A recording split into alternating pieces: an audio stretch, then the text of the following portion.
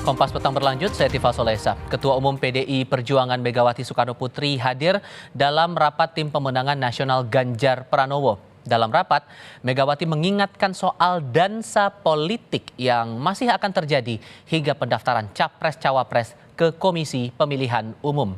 Dalam rapat tim pemenangan Ganjar Pranowo, Ketua Umum PDI Perjuangan Megawati Soekarno Putri hadir untuk memberikan arahan. Sekjen P3 Arwani Tomafi menyebut Mega mengingatkan saat ini semua partai sedang berdansa politik. Namun semua dansa itu akan berhenti saat masa pendaftaran di KPU pada 19 hingga 25 Oktober mendatang. Dalam rapat tim pemenangan Ganjar kemarin membahas finalisasi struktur tim.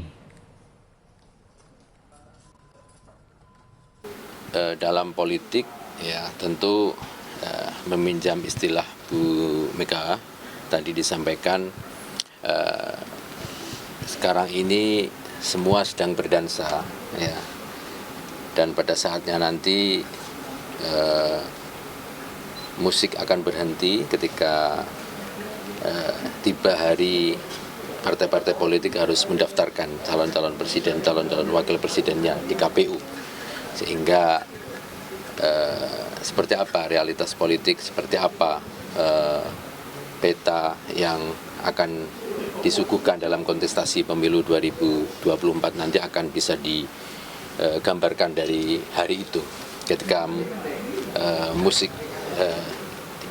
dimatikan semua kan gitu, dan tidak ada dansa-dansa lagi gitu. Dansa dan dinamika politik terus berjalan.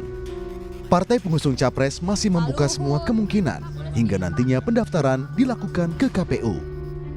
Pekan ini, Ketua DPP PDI Perjuangan Puan Maharani bertemu dengan Wakil Ketua Dewan Pembina Partai Golkar Luhut Binsar Panjaitan. Bahasannya terkait peta politik saat ini. Dinamika soal wacana dua poros di Pilpres pun masih dinamis. PDI Perjuangan bahkan tak menutup pembicaraan soal ini dengan Gerindra, termasuk mempertemukan Megawati dan Prabowo. Ya boleh aja lah, orang akrab kok, nggak ada apa-apa. Ya mungkin di pembicaraan itu ya gimana, oke nggak, boleh nggak, ya boleh aja gitu. Boleh apa ya, tanya Pak Bu Mega sama Pak Prabowo gitu kan. Jadi nggak ada yang nggak mungkin di dinamika politik ini, dan ya saya berharap semuanya yang terbaik. Capres-capres yang ada hari ini semuanya itu dekat dengan kami. Jadi nggak ada apa-apa, nggak duduk dibilang musuhan, duduk bareng ada apa sih gitu. Biasa-biasa aja gitu kan, nggak ada yang musuhan, semuanya dekat akrab aja. Ini kan. Kemarin Ketua Umum Golkar Erlangga Hartarto memberi respon soal pertemuan Luhut dengan Puan. Menurut Erlangga, pertemuan soal ini sudah dikomunikasikan. Tak hanya itu, Erlangga menyebut pertemuan itu pastinya membahas politik. Apa yang dibicarakan gitu Pak? Oh, itu kan pertemuan beberapa minggu yang lalu tuh. Ya. Biasalah, itu sudah. Ya tapi ada koordinasi dengan Bapak dengan Pak Luhut gitu. Komunikasi sudah ada. Apa yang dibahas aja Pak? Yang dilaporkan? Banyak lah yang dilaporin. Soal pemilu? Soal pemilu. Yang dibahas pertemuannya soal pemilu? Soal politik udah pasti kan. Satu ketua DPR, satu Pak Menko. Oke, tapi ya. Ada anggapan bahwa itu siasat Mbak Puan menarik Golkar ke koalisi, itu benar nggak sih Pak? Kalau itu harus ngomong langsung. Terima kasih. Soal kemudian apakah ujung pembicaraan keduanya akan mengubah konstelasi poros yang ada? Tentu waktu yang akan menjawabnya. Dinamika jelang pendaftaran Pilpres masih akan dinamis. Ketua Umum PDI Perjuangan Megawati pun kemarin menyinggung soal dansa politik yang akan terus berlangsung dan akan berhenti saat partai harus mendaftarkan calon-calonnya di KPU. Tim Liputan Kompas TV.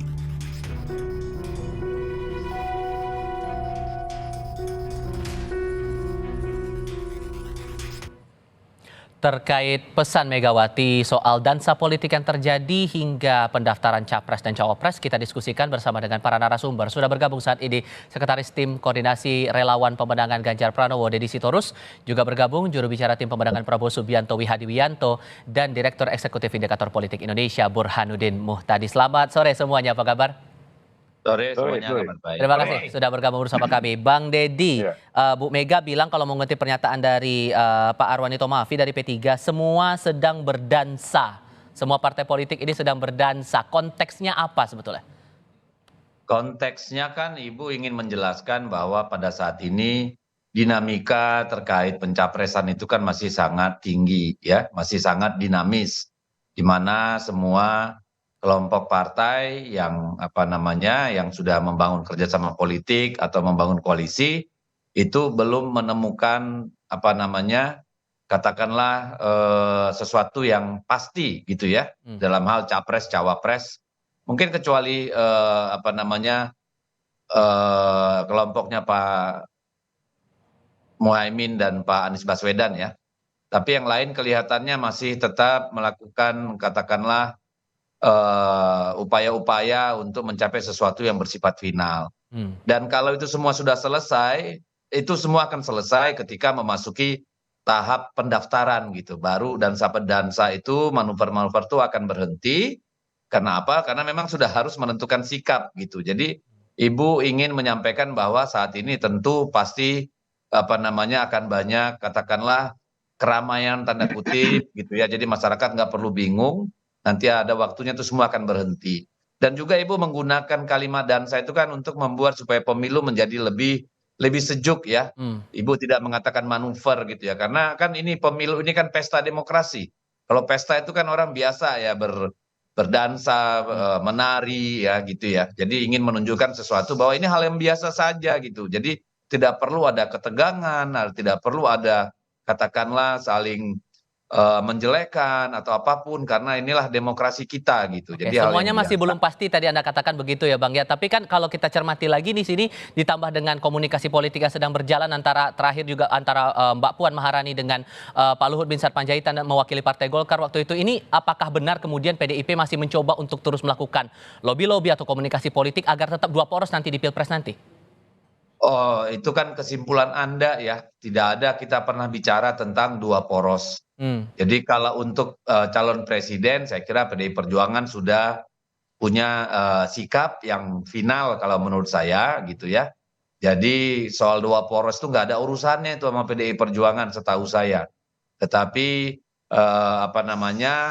masih banyak konfigurasi yang bisa saja terjadi gitu. Oke, kalau dari kacamata Gerindra sendiri nih dengan manuver yang berjalan sekarang begitu dan ditambah dengan diksi dari Bu Megawati sedang berdansa politik sampai tanggal 19 sampai 25 momennya begitu berakhir. Konteksnya yang ditangkap oleh Gerindra gimana kemudian? Ya, saya kira sama, hampir sama. Ini kan tanggal 19 itu kan mulai pendaftaran capres dan cawapres. Dan di sini kita melihat bahwa cawapres dari koalisi Gerindra dan koalisi PDI Perjuangan kan belum ditentukan. Jadi saya kira bentuk daripada manuver, bukan manuver sebenarnya, tapi lobby-lobby, ya kan, lobby-lobby itu tentunya tetap berjalan tentunya karena kan banyak juga yang masih harus disampaikan di sini dengan partai-partai politik yang lain, gitu kan. Jadi saya kira apa yang dinamakan itu bisa juga dansa-dansa yang disampaikan oleh Ibu Mega, itu dansa-dansa adalah bagaimana lobby, ya kan, bagaimana kita bicara, komunikasi tetap terjalin semuanya. Jadi saya kira di DPR pun juga sangat cair kita bicara, di semuanya, semua partai itu kalau di DPR kita sangat cair dan kita bicaranya juga aman-aman saja, saya kira nggak ada masalah. Jadi saya kira kita juga dalam situasi yang sekarang ini pembicaraan antar partai itu sesuatu hal yang mungkin biasa sebelum koalisi ditentukan pada saat pendaftaran tanggal 19 Oktober nanti. Jadi pembicaraan masih cair, masih terbuka, tapi arahnya itu menjurus ke kerjasama politik, Mas Yadi? Ya, saya kira kan kita sudah tahu kerjasama politik sudah dilakukan masing-masing daripada calon presiden, dan saya kira pembicaraan tentunya kan pembicaraan bagaimana penentuan ke depannya tanggal 19 itu, ya kan, pendaftaran, terus kemudian juga program-program kerja kita juga sudah membicarakan program-program kerja kita untuk pemenangan. Saya kira rapat-rapat yang dilakukan oleh daripada partai-partai koalisi yang ada dari pihak Pak Prabowo juga sudah sering kita bicara, sering kita juga rapat, dan kita semuanya tentunya ini membutuhkan suatu kerja keras ke depannya, sehingga kita paham bahwa kita memang harus harus sering kita berkomunikasi. Jadi sebatas kita kan komunikasi dengan partai-partai yang ada di kita. Oke, mencermati pernyataan Bu Mega ini, Mas Burhan, Anda menangkapnya bagaimana? Kalau kita simak kan di sini dari pihak pengusung Ganjar maupun pengusung Prabowo, komunikasi masih cair, masih terbuka begitu. Menyebutkan bahwa sedang dansa politik, ini sasarannya Bu Mega berbicara seperti itu, dansa politik ini kepada siapa? Sebenarnya kan kalau kita cermati, ini bukan kali pertama ya Ibu Mega menyebut istilah dansi politik. Jadi beberapa kali dalam kesempatan beliau mengatakan dalam konteks pemilu dan sistem kepartean yang relatif near ideologis, less ideological, itu potensi manuver politik yang mengabaikan etika dan ideologi partai itu kuat terjadi. Dan ini bukan sesuatu hal yang mengagetkan, karena literatur ilmu politik mengatakan demikian. Studi-studi menunjukkan diferensiasi antar partai kita itu relatif sangat kecil kecuali isu agama. Nah, yang menarik dalam isu agama pun ya partai-partai tidak bisa dibedakan. Bergabungnya PKS dan PKB dalam satu perahu mengusung Anies Muhaimin kan menunjukkan sekali lagi betapa politik kita itu serba promiskuus, ya, serba boleh, nggak ada rambu-rambu untuk menjalin koalisi. Jadi model demokrasinya adalah model demokrasi elitis office seeking. Nah, ini yang mungkin menjadi konteks munculnya istilah dansi politik ya, yang disampaikan oleh Ibu Mega, meskipun lagi-lagi istilahnya sangat halus ya, tetapi dalam istilah bahasa Inggris kan ada istilah it takes two to tango. Jadi nggak mungkin ada dansa kalau cuma melibatkan satu orang. Jadi manuver itu pasti melibatkan dua pihak minimal. Nah, pertanyaannya siapa yang disasar kan begitu?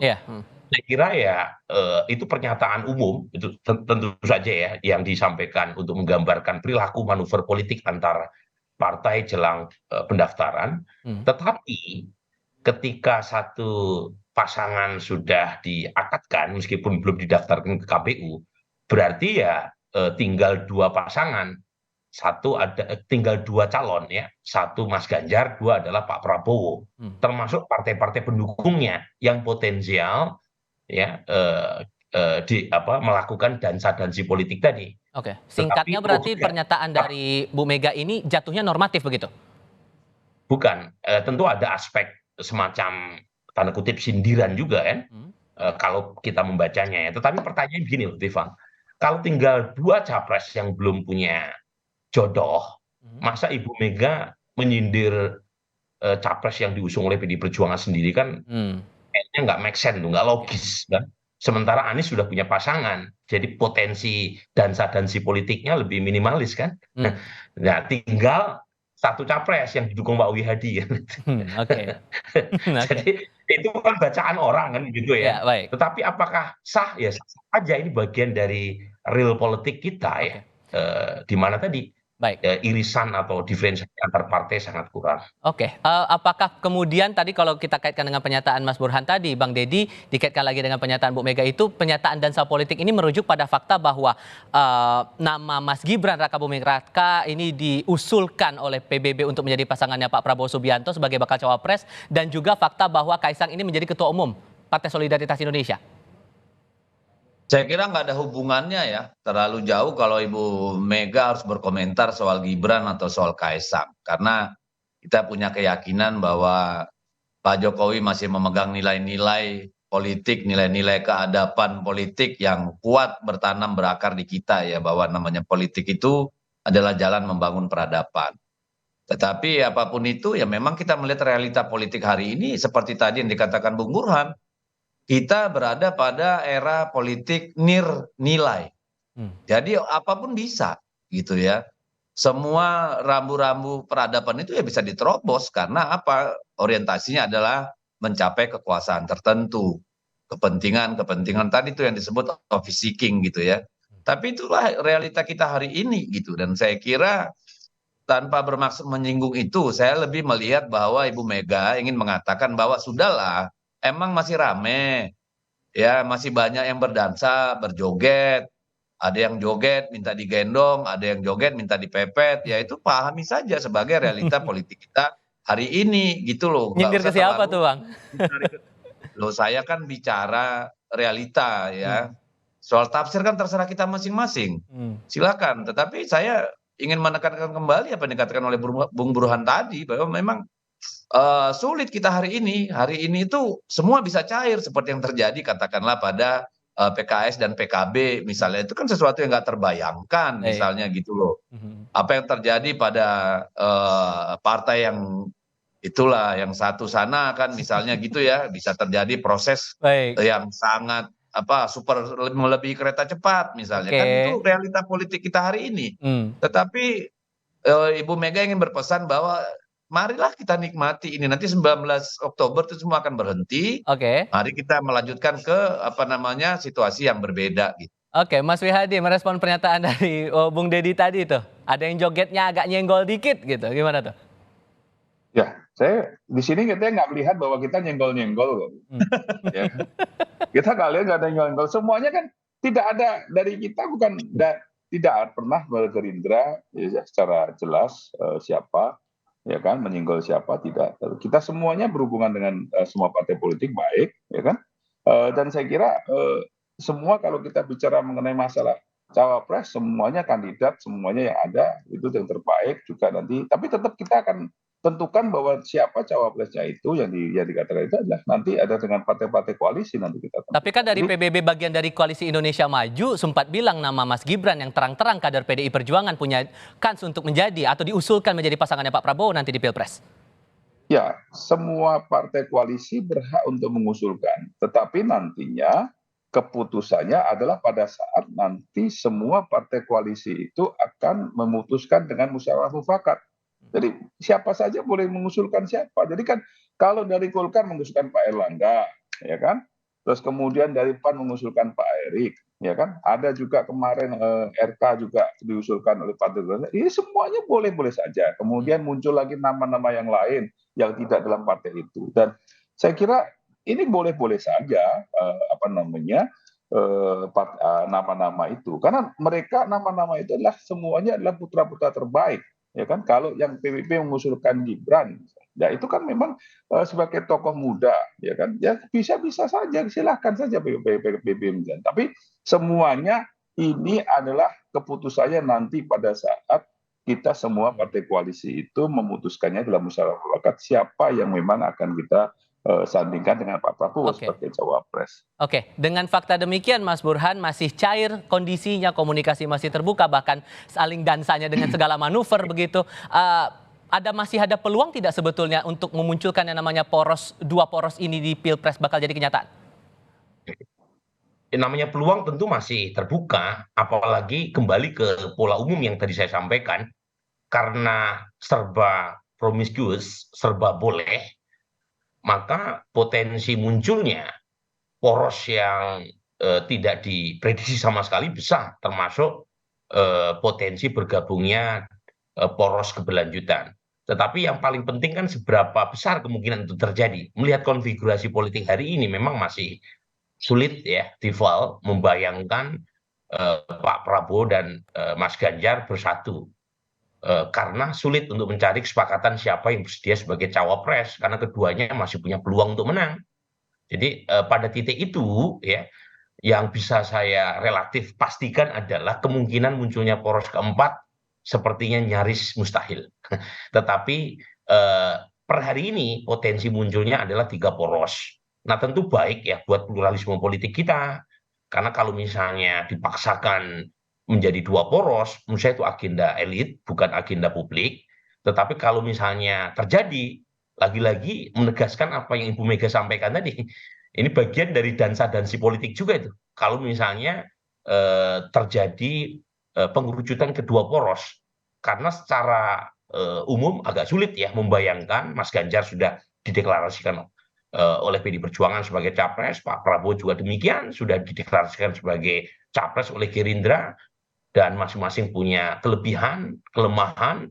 Jadi pertarungan yang paling adil melalui suara kekuatan pemilu. Tapi sejauh ini yang Anda pantau dinamika dari perpolitikan yang ada sekarang begitu, dansa-dansanya begitu, secara koreografinya gimana sih menurut Anda, Mas Burhan? Tadi sempat disinggung masalah ada yang jogetnya saling senggol dan sebagainya begitu. Ya, ya kalau candaannya Bung Deddy tadi kan dansa-dansi politik kalau bukan sama muhrimnya kan bisa problematik. Nah, Oke. pertanyaannya muhrim dalam konteks politik apa nih ukurannya? Oke. Oke. Nah, Mas, kalau muhrimnya misalnya sama-sama laki-laki kan bukan ah. muhrim. Tetapi kan lucu juga, masa sesama laki-laki dansa-dansi. Oke. Jadi, nah, nah ini kan soal candaan saja. Tapi poin saya adalah, gitu ya, ini real politik ini nih akibat, bukan sebab, Tival. Sebabnya adalah diferensiasi politik yang terlalu office seeking, less ideological. Jadi ke depan sebenarnya kita perlu dorong diferensiasi antar partai berbasis program, ideologi dan programatik. Ya, misalnya nih ya, yang saya bayangkan partai-partai itu jangan terlalu banyak, Oke. dan itu akan mendorong diferensiasi antar partai. Yang kedua, presidensial threshold jangan terlalu tinggi. Ini kan akibat terlalu tinggi nih, akibatnya semuanya saling menggoda dalam rangka mendapatkan dukungan mencapai ambang batas yang terlalu tinggi itu. Oke, kalau Nah, kita ini melihat di koalisi dari pengusung Ganjar Pranowo ini sendiri, Anda melihatnya Mas Burhan sudah cukup solid untuk kemudian bisa menetapkan segera nama bakal calon wakil presiden untuk Ganjar Pranowo ini? Kalau di atas kertas ya, secara teoritik sebenarnya lebih mudah buat koalisi pendukung Mas Ganjar, karena partai pendukung yang paling dominan adalah PDI Perjuangan, dan kebetulan PDI Perjuangan punya golden ticket untuk menentukan cawapres tanpa harus ya kasarnya ya berkonsultasi dengan partai pendukung lain yang relatif lebih kecil. Tapi kan etikanya pasti PDI Perjuangan akan ngobrol sama Pak Haritanu, sama Usman Sabtaodang, kemudian sama Pak Mardiono ya. Justru secara teoritik memang capres yang didukung Pak Wihadi ini dalam konteks mencari kesepakatan itu lebih sulit. Karena pertama Gerindra tidak cukup mengusung Pak Prabowo sendiri. Tapi saat yang sama ada 3 partai dengan kekuatan yang cukup besar, yang relatif tidak terlalu berbeda jauh kecuali Golkar ya. Tapi minimal 3 partai yang mengusung Pak Prabowo kan lolos PT. Jadi dari sisi itu memang lebih sulit mencari konsensus. Tapi kan dalam politik Indonesia apa sih yang tidak bisa diselesaikan? Jadi tinggal menunggu waktu saja, pasti ada bisa.